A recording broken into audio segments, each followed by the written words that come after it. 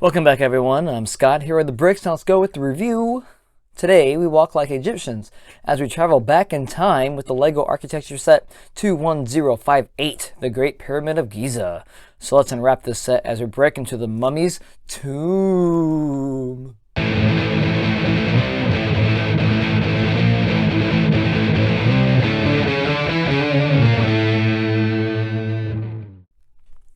Released in 2022, this lovely set recreates the stunning and colossal beauty that was and still is the Great Pyramid of Giza. In 1,476 pieces, this retails for about $130. And if you were to go by price per piece, it's not a bad deal. It's actually very much worth the price, and I think it's pretty good. I don't know if it's going to go on sale, probably when they retire it, but if you can get a chance to catch it on sale, buy it. I definitely think that price is very awesome for this set. This set looks incredible and is filled with many ancient wonders. Starting off, the set is mainly placed on the edge, on the valley of the Nile River, which you can tell with the wonderful translucent blues here, which is actually a lot of different colored plates on the bottom, which show off the depth, get the illusion of depth, and they add the translucent blues on top. We also have some Egyptian feluccas, which I hope I'm saying that right, which are the river boats on the river itself. It really helps fits the scene for the river and gives off that entire look, which I really enjoy and looks majestic as hell. And next we have the shore of the Nile River, which is wonderful. We have some fantastic foliage and lily pads, which shows off how nutrient rich the Nile River was for the Egyptian people. And we have the Valley Temple, which is where the pharaoh's body was received at death. And it has this wonderful golden mini figure and these wonderful steps as well. I also want to show off that they have the white and sand bricks right here, which show off the polished limestone that was used during the construction of mostly all of this stuff for the Egyptians. And as we push forward, we find ourselves with some smaller pyramids, which were for the pharaoh's extended family or close family. They get the small ones on the side here, which I think is really awesome. And they also took some creative liberties here to LEGO team by adding some Sphinx, and I believe this is where the body would come through the channel, which is very awesome, to the entrance of the pyramid itself. Now, creative liberties because they don't know if these actually line these. It is thought that they are, so LEGO went ahead and added these in there, and that's pretty awesome. They also added an obelisk, which doesn't show up later in Egyptian history according to LEGO by their pamphlet, but it doesn't show up later into the actual history of Egypt, but they added there as well.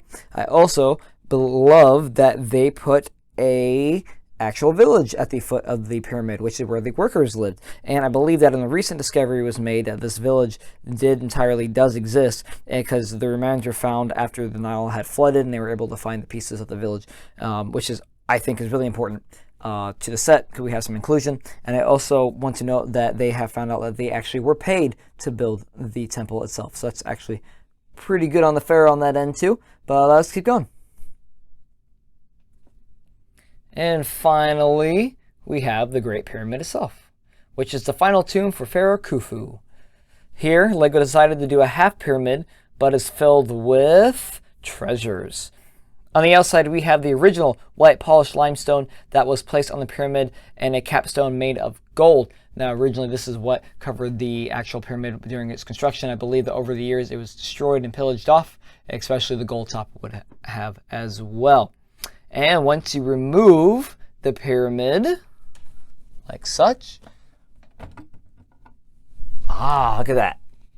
You can find a pyramid under construction, along with rope, ramps, and other tools that are supposedly used to help move the large stones into place.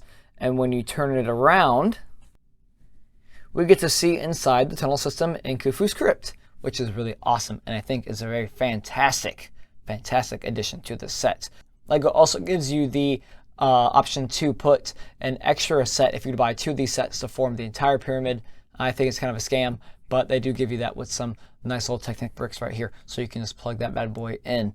Isn't that kind of interesting? Don't know if you would buy two of these, but if you do, you can have a complete pyramid, because obviously it's just half one. It took 20 years to build the pyramid, and it took me around 8 hours in total.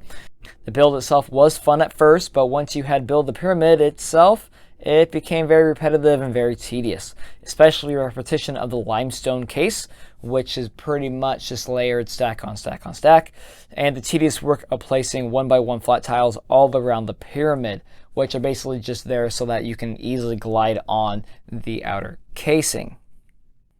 I really enjoyed building the Valley Temple and the wonderful stacking of plates for the steps, which is just a wonderful thing they did to add that much detail into it. And the inclusion of the Workers' Village was also a nice touch and in good taste, as we focus not only on the pharaoh, but we get to look at the workers as well.